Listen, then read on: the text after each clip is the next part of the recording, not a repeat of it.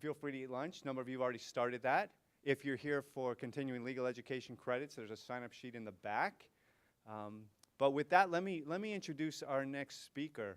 We're really lucky to have Shi-Ling Xu here with us from Florida State University in Tallahassee, where he's the director of their environmental law programs. And he's got a fun topic today that we'll talk about: environment, inequality, and capital. I can't imagine there's a better time in history to be tackling that conversation. He's well qualified for that. He's published in a lot of legal journals. He's just published a book, The Case for a Carbon Tax. He was, for a good chunk of time, senior attorney and economist for the Environmental Law Institute in D.C. If you're a student and you haven't heard of the Environmental Law Institute, you should learn about them. It's an amazing source of really good analysis and information about environmental law. He's also practiced law in California as a city attorney in San Francisco, and he's also served at the firm at Fenwick and West in Palo Alto. He's got a bachelor's from Columbia, JD from Columbia also, and a PhD from UC Davis. With that, I'll turn it over to you, and thank you so much. Well, thank you very much.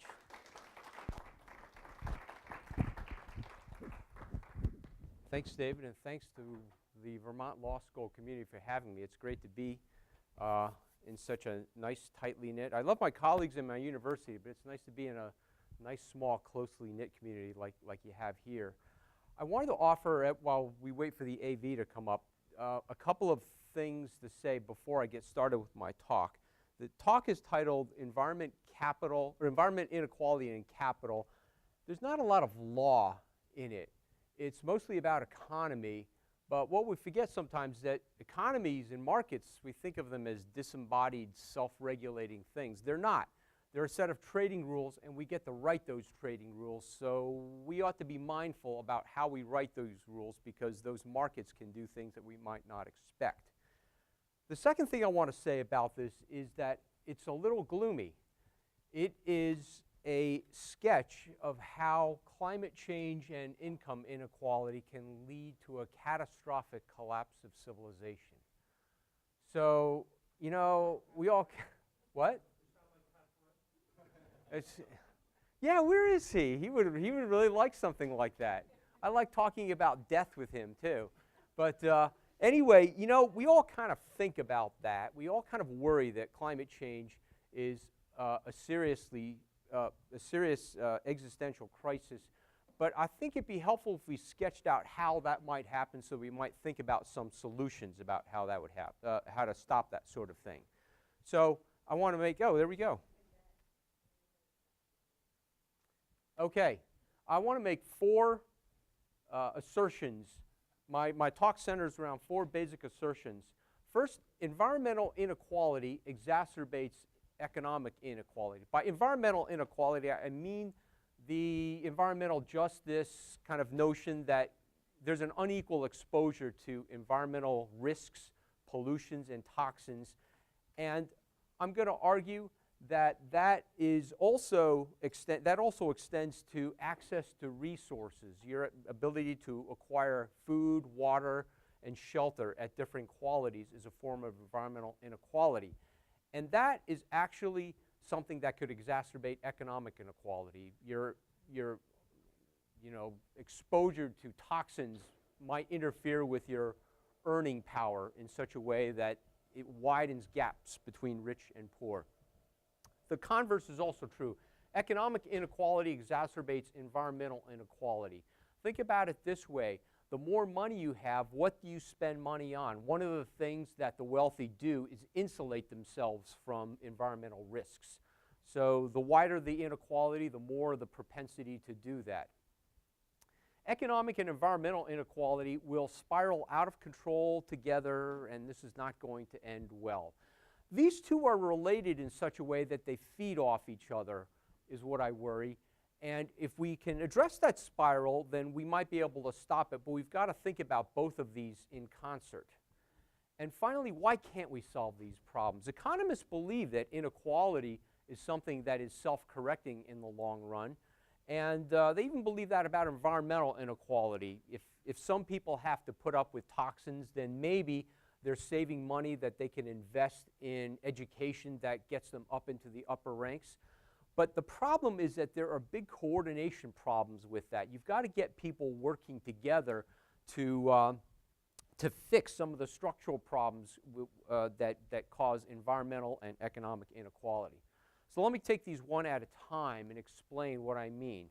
Environmental inequality exacerbates economic inequality. Well, you know, there's a pretty vibrant public health literature now that talks about the impacts of pollution and exposure to environmental risk on health and therefore on productivity. Most perniciously, you know, if it affects children, then it affects them for a whole lifetime of learning, because everything you learn is cumulative. So if you miss out at ages 4 or 5, then it's a big deal.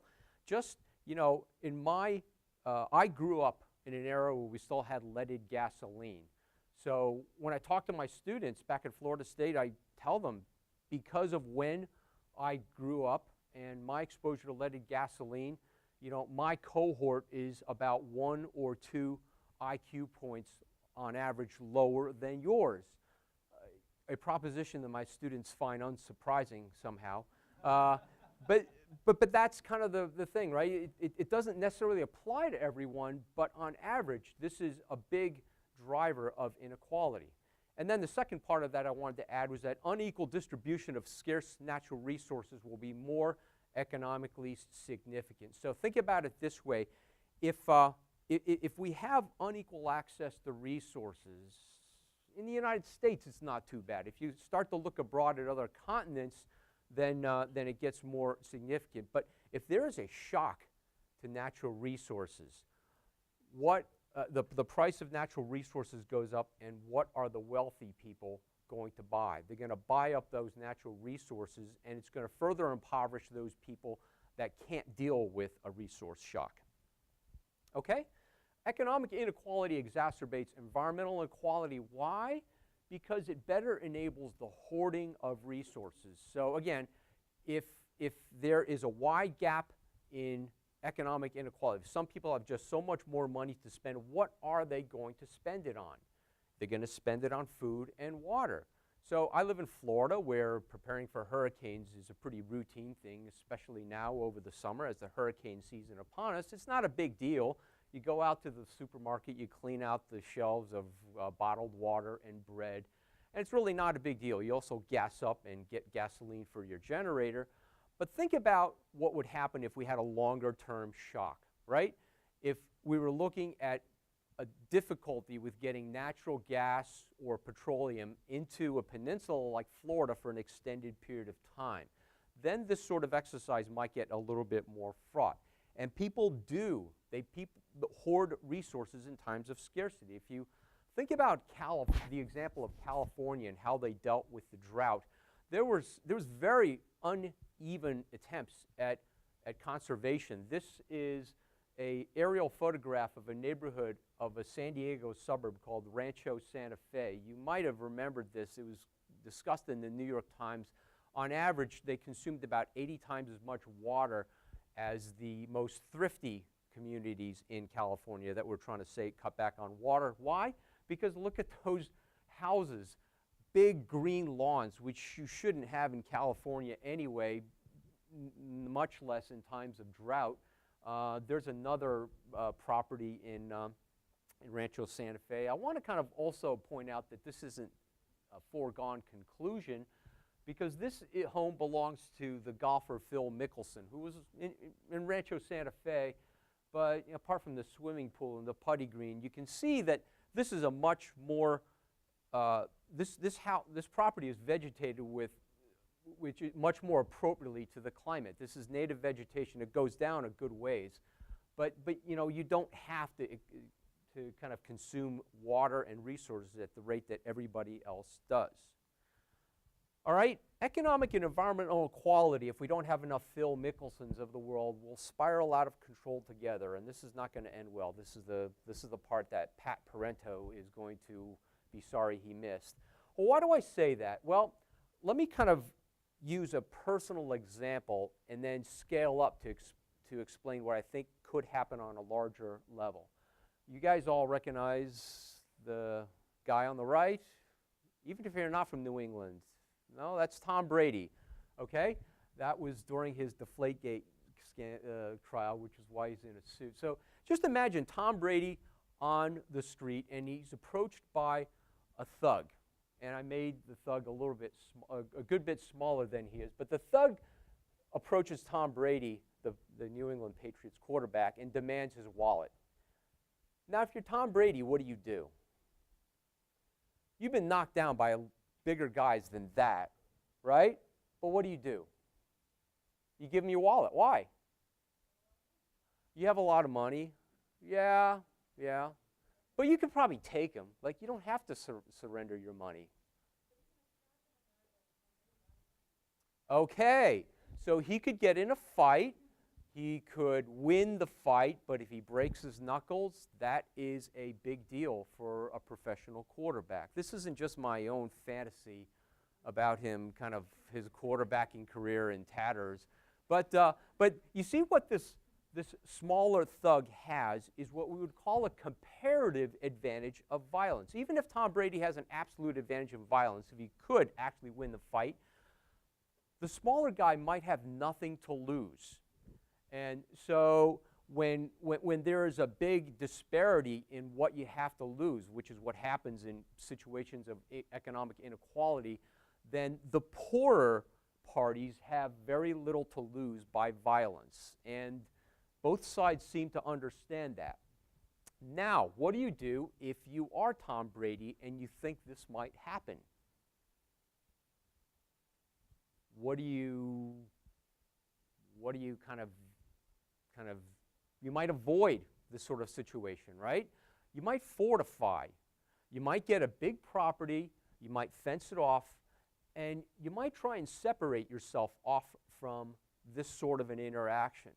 But the more you do that, the more separated you are from these people, the more unequal it is, and the further apart parties are driven from each other. So if we think about this writ large, if we think about rich people and poor people, let's just call it the 1% and the 99% for the time being, the richer the rich get, the greater the comparative advantage of violence. And what are the rich people going to do? They're going to compensate that by trying to get an even bigger absolute advantage in violence, trying to reduce that comparative advantage in violence. You're going to have barbed wire, you're going to have electric fences, you're going to do anything to protect yourself from this gulf that you are creating yourself.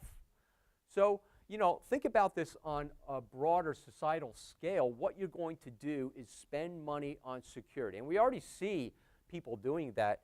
There are people, the New York Times and the New Yorker was covering this a few months ago. There are Silicon Valley billionaires that are buying property in Idaho in anticipation of the coming, catastrophe, the collapse of civilization, because they want to find a way to make themselves and their families secure from the chaos that they think might happen up around them. What does that do? Once people separate themselves off from society and spend money on security, they're not in the economy anymore, right? Security spending crowds out good economic spending on computers, on books, the stuff that makes economies go around. Spending money on security is a wasted dollar, and moreover, if they start walling themselves off from society, they don't have any stake in maintaining schools, a police force, or the rule of law anymore. That makes the economy weaker. That increases the cost of scarce natural resources, which we might have less of in a climate change future. And if we have scarce natural resources, people hoard those natural resources like they did in Rancho Santa Fe, and the higher cost of natural resources further weakens the economy, right? Think about what a big deal an increase in gasoline prices is. Just think about gas, food, and water. Everything costs more. That is a weaker economy. Now, I drew this up as a list, but really this is kind of a cycle. At any point, you could jump in one of these kind of steps, and it will cycle back to the other steps. So, for example, one of the things you worry about is that the economy has actually been doing pretty well so far, a year and a half into Donald Trump's administration. jobs are getting created. The stock market, in fits and starts, is doing okay, but you always wonder, of course, if something is going to go horribly wrong economically. And if it does, then that could increase the cost of everything: scarce natural resources, gas, food, water. And what's going to happen? People are going to hoard. They're going to hoard the stuff that is now harder to get. Now, you could also think about this as a climate change story, right? I was asked this question: what's different about this? Inequality we've always lived with. Why is this different? One of the things that I think is frightening about climate change is that you can introduce this shock and reduce the availability of natural resources for an extended period of time, like in Florida, such that it starts to make people fearful. And even if you were kind of civic-minded, if you're looking at a long-term shortage of natural resources, I think your fear is going to make you want to hoard those resources if you can. And you can only do that if you've got the money to do that. So, anyway, that's kind of my sketching out of how this is all going to hell. But how do we solve this? Well, it's hard. This is something I call a true tragedy of the commons, not what I call a large group externality. I think we might have this notion that oil companies or coal barons are benefiting and the rest of us are suffering for it. That's not quite right. I think everybody is worse off, and I think a number of oil companies and coal barons actually recognize that the world is going to be worse off just because of the broad societal implications of climate change, of income inequality. And we would do something about it if we could, but it's harder to do that. Now, let me illustrate that by showing you the 10 largest oil companies in the world by revenue. This is the 10th largest. It's Lukoil. It's the Russian state-owned enterprise. Next up is Total, the French oil giant, energy giant. BP. This is the Kuwait Petroleum Company, the state-owned company of Kuwait. Royal Dutch Shell, ExxonMobil, and now we get into the three Chinese giants, the PetroChina of Company Limited, CNP, Chinese National Petroleum Company, and Sinopec. The three of those together are a behemoth of oil interests, and then the largest in the world, Saudi Aramco. These 10 oil companies represent about 70% of all global oil revenues. And this is what's tough about solving the climate change problem and about environmental and economic inequality is one of these companies, or two of them, or three of them, might want to solve this problem. But what happens if they do? We've heard BP, Shell, and, well, that may be, Total has also expressed concern over climate change. But what happens if they try and do it alone or without sufficient buy-in from the rest? It all falls apart, right? You've got to get all of these companies on board, or almost all of them, to make it work. That's why it's hard to solve the problem. And we've seen that before because we know that negotiations, international negotiations for a climate treaty are fraught because you got to get 192 nations to agree on something. It actually seems miraculous to me that Paris was as substantial as it was. It's hard to do. Now, I guess at this point, we are left with some questions still. How did inequality get so extreme, right? We've believed for a long time that, you think about economic inequality. If some of you get poor enough, you become what economists call a cheap factor of production. But that means you're going to get hired, right? That means that money's going to flow from rich to poor just because it's in everyone's self-interest to make this bargain where if you're inexpensive enough, you get higher on. But why has it gotten so much out of control?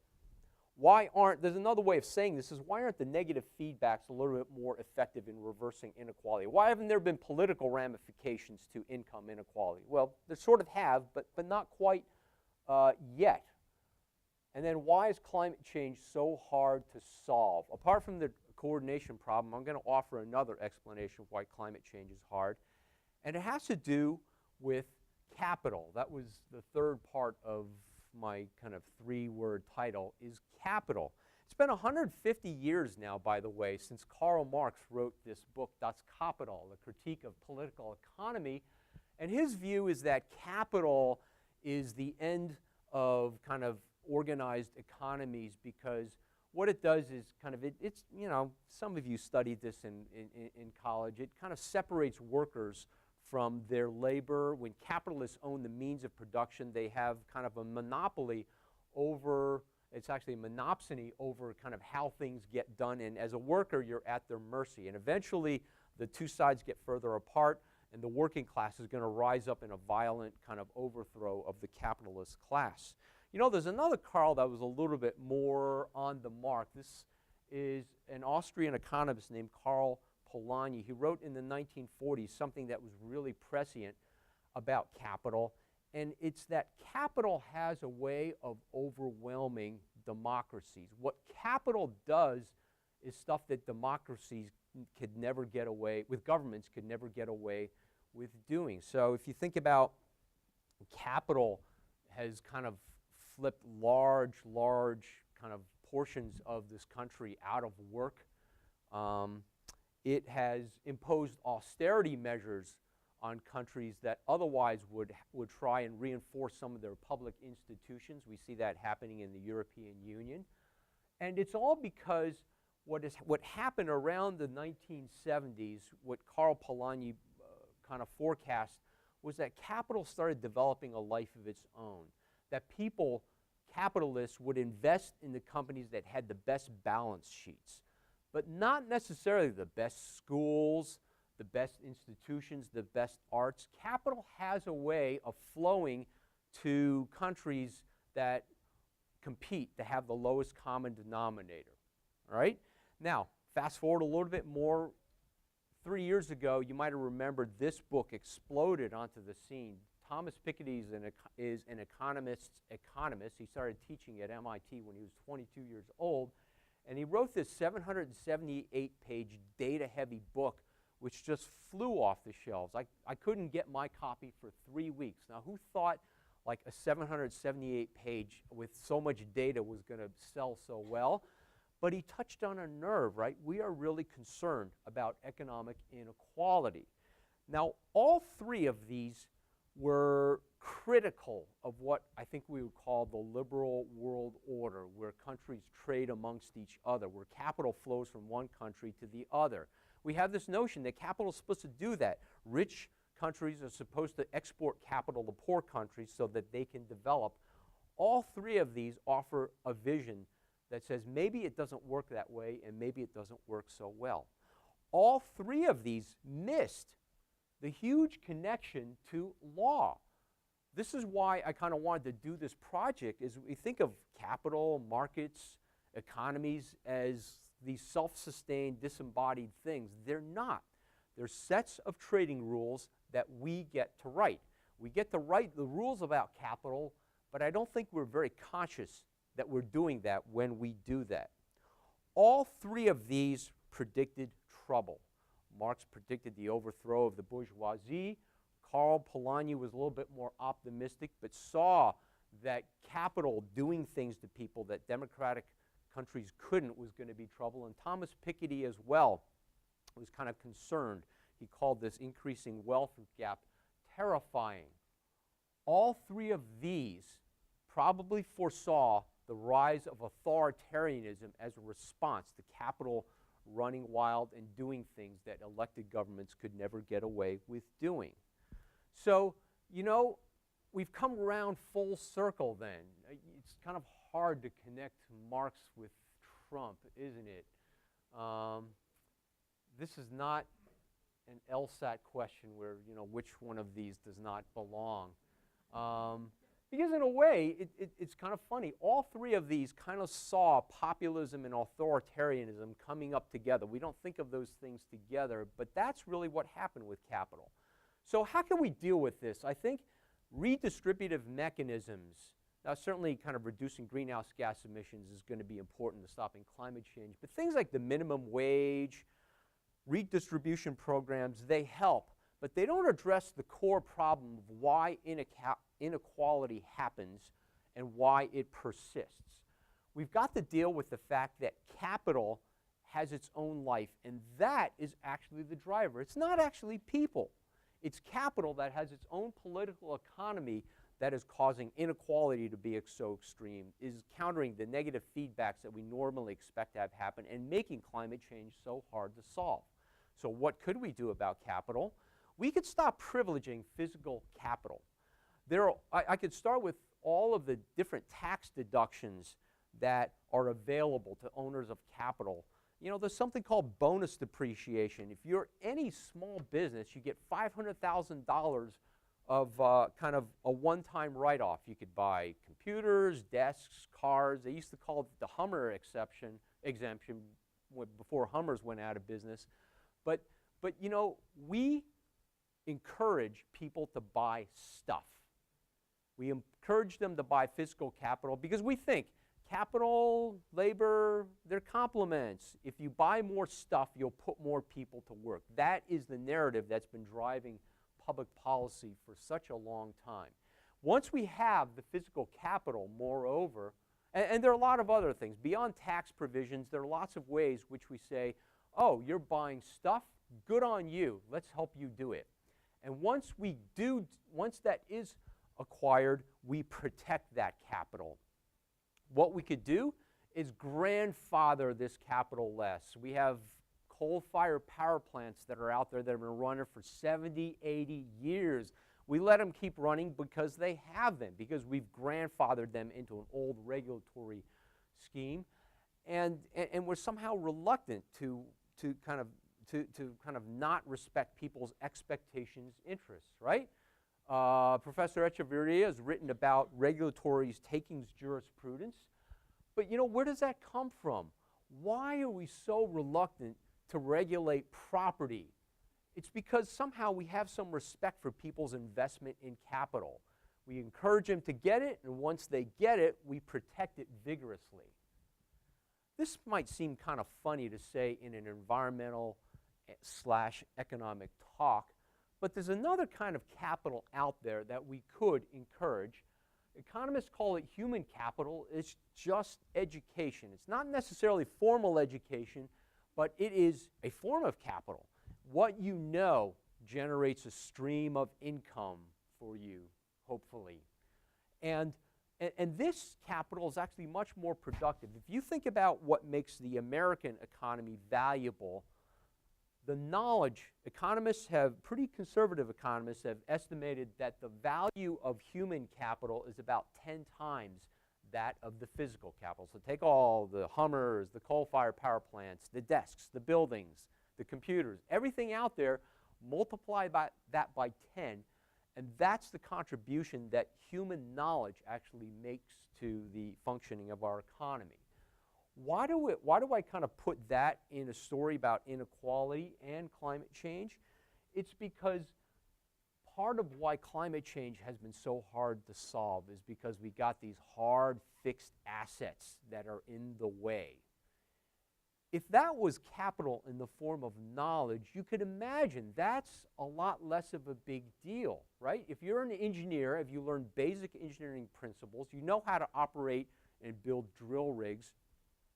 Losing the drill rigs is a flat $3 billion loss, but as an engineer, you could take the knowledge that you learned about operating a drill rig or building it and transport it to something else entirely. It's less sticky, if you will.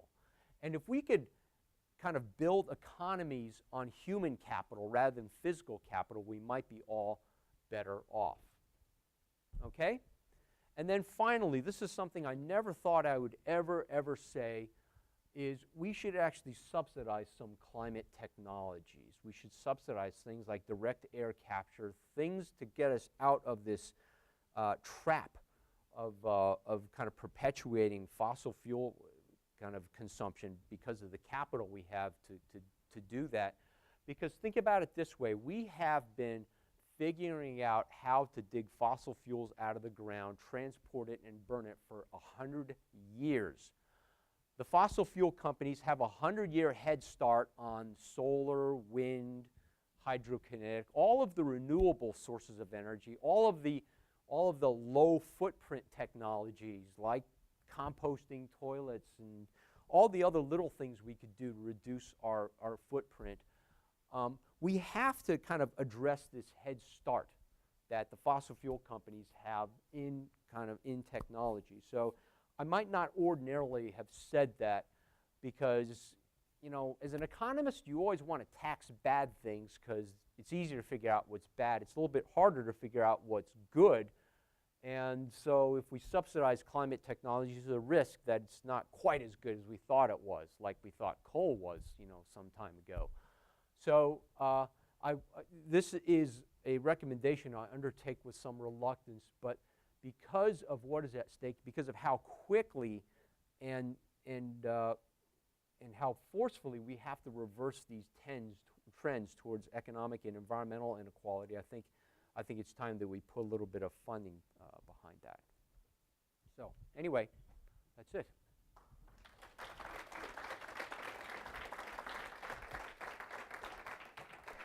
Thank you, Shi-Ling. So we've got time for conversation and questions, and I know there's going to be some good ones. Yeah, Professor Scanlon. Yes, please. Thank you. We're live streaming. Thanks for the talk.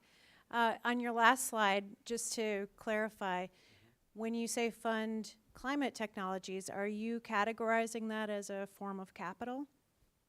Yeah, it is. So that's a great question because we could fall in the same trap.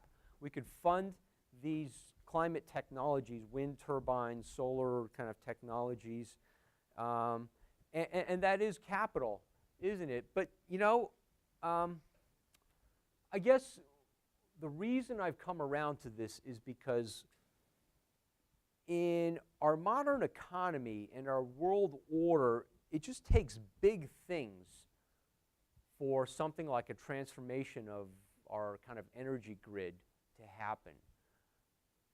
We have to have certain kinds of capital to compete with the existing behemoths of capital stock that are out there. So yes, it is capital. And it's physical capital too in some ways, although it's probably less physically intensive than the way we've been doing kind of energy production in the past. But is that capital? Is that kind of where you're asking I was just curious how you were thinking about it. And then so the fund human capital and fund climate technology capital, those would both be government investments. Yes, they would. So I'm curious how you think about GDP and the role of GDP in perpetuating inequality and environmental harms, and if that needs to be addressed, or if you think this fits perfectly into using GDP as an indicator of well-being. Well, GDP is not perfect, but let's just forget about GDP for the time being. Let's just agree that we could kind of somehow imagine and recognize good economic activity when we see it. And the reason is this would fit in because, you know, remember kind of human capital does so much more to further economic growth than physical capital does. So funding human capital kind of spurs economic growth more than privileging the physical. We could take, here I'll take kind of a specific example that maybe sharpens this.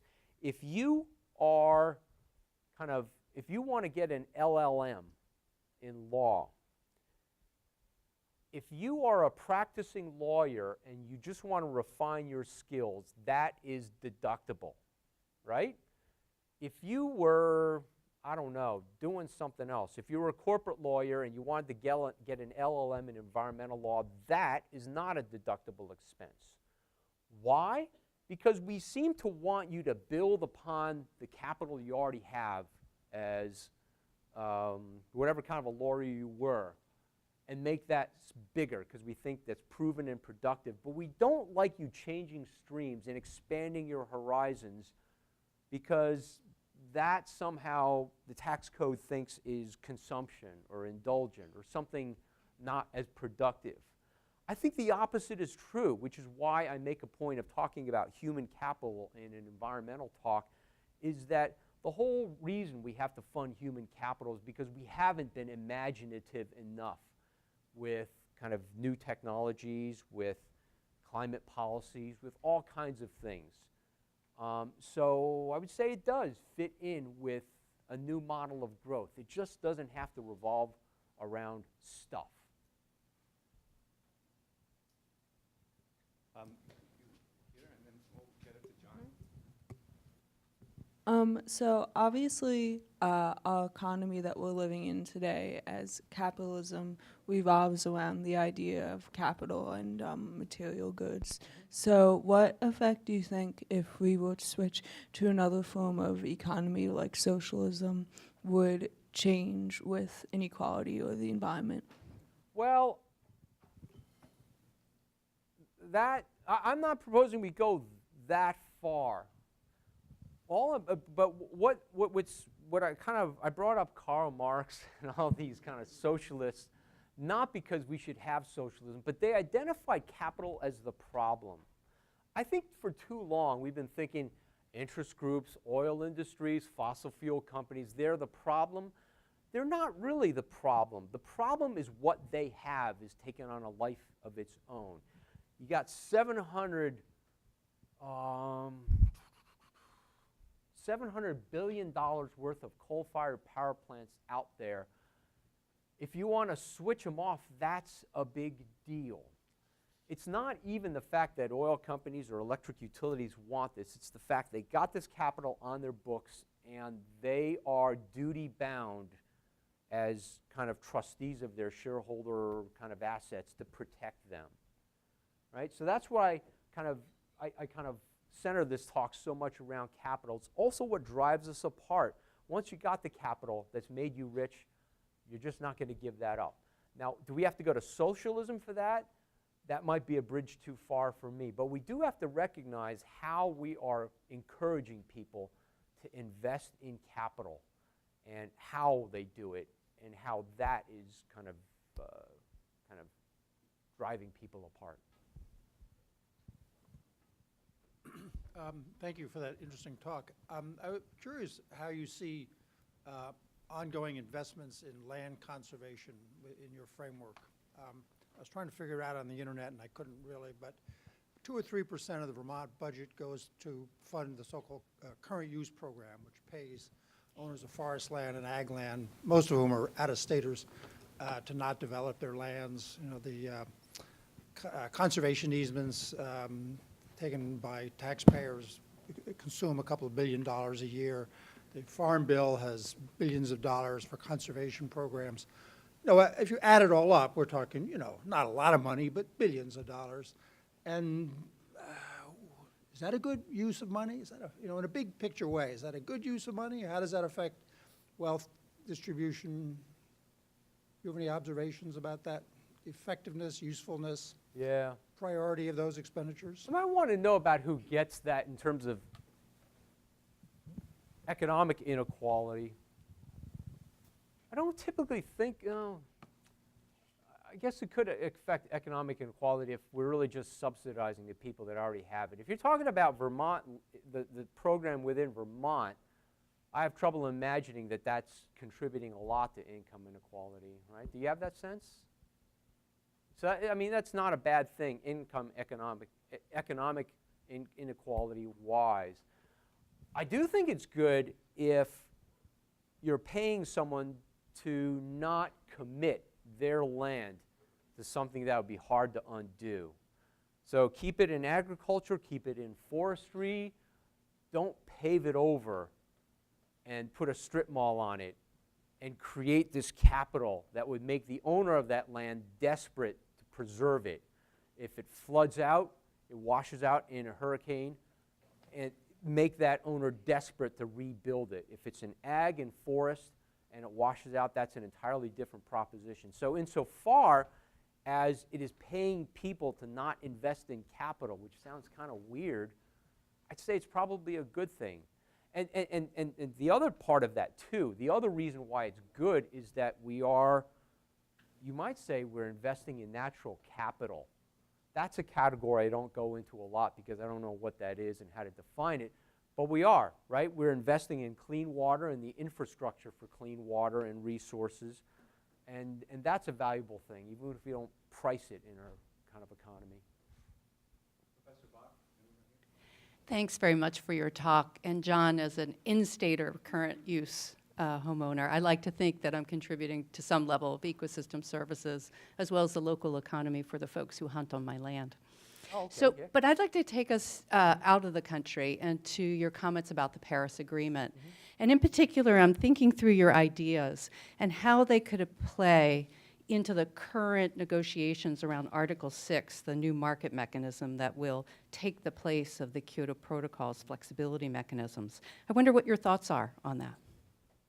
Well, I mean, I guess my kind of the core theme is we make the rules for markets, right? We got to write those rules. We got to write them carefully. One thing that we haven't really seen with environmental markets is people getting rich.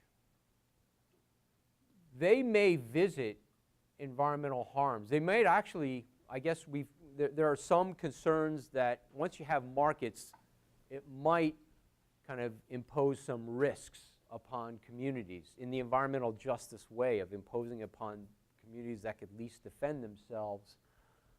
So I think that would be one concern. The thing about it with climate technologies, if we could separate that out from some of the other pollutants that coal-fired power plants do, is that we don't have the same kinds of environmental justice concerns with markets for carbon dioxide. So the only concerns I have with markets are we've had that kind of unfortunate experience with markets where we kind of paid Chinese entrepreneurs to build refrigerant plants solely for the purpose of generating credits when, you know, they weren't actually kind of reducing emissions of anything. The only reason for refrigerant plants went up is to generate credits to allow German or French polluters to not reduce their emissions so much. So that's a market that wasn't very kind of well drafted. But I guess, you know, we have so little experience with markets for environmental goods and bads that it's hard to say. For me, I kind of fall back on taxation as a less harmful way, generally. Thinking about all of the ways that things could go wrong when you draw up these markets, taxes are an easier way to kind of change the rules of a market. But I think probably subsequent negotiations are going to get into creating markets for permits. Is that right? Yeah. Well, I don't know. Who knows? That would certainly be better than nothing. And kind of, even if you take all the bad things that happen with markets in the climate change context, it's still going to be better than not having a market at all. Yeah, I'm wondering if you can talk for just a minute about jobs and how, you know, in our economy, jobs are the dominant mechanism for distributing capital. And so on the right, you have talk about revitalization of the traditional industries, and on the left, maybe some more talk about green industry. So with funding human capital, how does that interact with job creation and finding ways to distribute wealth under the traditional mechanism? Well, you know, part of why we have a lot of people in the United States, even as job losses have piled. I mean, jobs have come back. Jobs have come back under Donald Trump, but not in the ways that we would have kind of wanted them to. We have a gap in what people know how to do and the jobs that are out there for them to do it. So that's one answer is we've just got to find a way to train people to keep up with technological changes. So that's part of it in terms of job creation. The other part of it, the more subtle part, is the macroeconomic part is once these people can actually hold down the jobs that require some training, that are advanced, that they haven't been trained for, they have money. They have money and they spend it. They go to a store and buy stuff, and that creates jobs, right? There's something that economists call a multiplier effect. If you pump $1 into the economy of South Royalton, Vermont, that circles around a couple of times. If you go to the massage therapist and spend $1, they'll go into the South Royalton Co-op and spend 90 cents of that dollar, sock away 10 cents. The South Royalton Co-op, they're going to take that 90 cents and go to dinner at the Five Old Tavern. It goes around and around and around. So what we do know is that human capital creates spending that cycles around a lot more than when we spend money on bodyguards and barbed wire and security and even kind of stuff, the physical capital that has formed the underpinning of kind of our kind of energy economy. Now, I want to say one thing: low energy prices are a good thing, and abundant oil and gas have created low energy prices, which has contributed to growth a lot in our economy. It's just that we could actually do that with different technologies and still have low energy prices, low-ish energy prices, and not have these other pathologies that we've created. Thanks, Shi-Ling. I think a lot of what you talk, I think appeals to me inherently based on my own interests and values. I guess I have one observation and one question, really. One is, I think based on where you ended up, it seems that the tragedy of the commons is really not as you're not really as pessimistic as you started out, given that there are solutions here. And maybe all I want to point out here is also, this is maybe more in line with what Tracy just sort of referred to. I think the Paris Agreement is a great advance, but in my own view, actually, it's good for reasons different from what it usually is lauded for. And people, I think, have been really taking the wrong lessons about the process of climate change negotiation, especially based on where the current climate change set of treaties come from and the lessons of the Montreal Protocol that preceded and which the climate change treaties have been modeled on. But the question that I have for you really is, so there's a big 800-pound gorilla that I thought you were going to get to that you actually didn't raise, which is intellectual property. Intellectual property both as capital and as the huge wealth generator in Silicon Valley, where I now teach. And really that has been, I think in some ways, is driving so much of international trade and the relationship between some of the countries. I'm wondering how you think this fits in, or your thoughts on that. Well, let me deflect that one for a minute. But let me ask you one thing about Paris. When you say we learned the wrong things, are you saying that we really ought to take heart in the fact that we did agree on something in 2015 in Paris? Is that what you're saying? No, the simple thing is, I think maybe two just quick responses. One is, I think what you see in Paris is actually another, what people haven't really talked about is that this is really an iteration of where we were in 1992, actually. The approach of voluntary targets, but at the same time, Paris is not the same as the 1992 Framework Agreement. We're in a very different place. The lesson, I think, is much more based on the nature of the tragedy of the commons, and that the different types of collective action problems. Right? You're familiar with Elinor Ostrom and the approaches, and including what in poli-sci theory has been referred to, as an alternative approach to it, the bandwagon theories, and what David Victor has talked about, sort of the clubs. This is something that I've sort of thought about a lot. And that is in some ways what you sort of see playing out now, as opposed to sort of this broad 197 country United Nations Assembly style legislation approach. I think that is actually not what is really making these efforts work. So that's really yeah. But you know what? So intellectual property actually gives me an opportunity to say something about international cooperation in climate technologies. Is, there is something called the International Food Policy Research Institute. it's mostly funded by the United States and the Bill and Melinda Gates Foundation, but different countries do contribute. And this is why it has actually been a pretty successful research model, is that countries send their agronomists to one of 15 or 16 research centers throughout the world to develop new technologies and techniques in, in rice growing, in kind of pest control, low pesticide pest control, all kinds of things that is useful knowledge. And what is great about IFPRI is that everybody puts into it and everybody gets much more out of it than they put into it, because it's open domain knowledge. It's countries getting together, and when scientists from different countries get together, go work together on growing rice, they learn something from each other. They take that added knowledge and go back to their countries. This is what I think climate technology should look like. So no intellectual property, but this would actually be a plausible treaty, wouldn't it? Everyone we kind of fund at a fairly modest level. It doesn't take that much money to get a couple of teaching buyouts and research grants and travel grants to set up 15 or 20 of these climate technology centers. Have a center devoted to direct air capture, another center devoted to carbon sequestration coming out of fossil fuel plants. All these kind of things we could work on. We could do that, but this research, you must kind of appreciate, is pretty robust.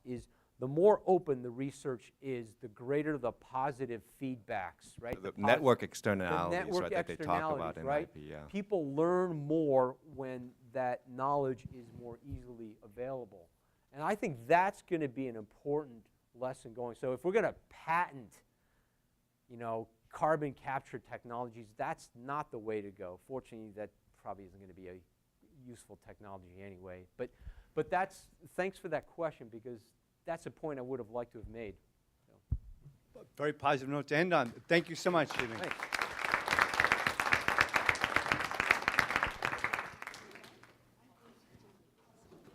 Oh, thank you.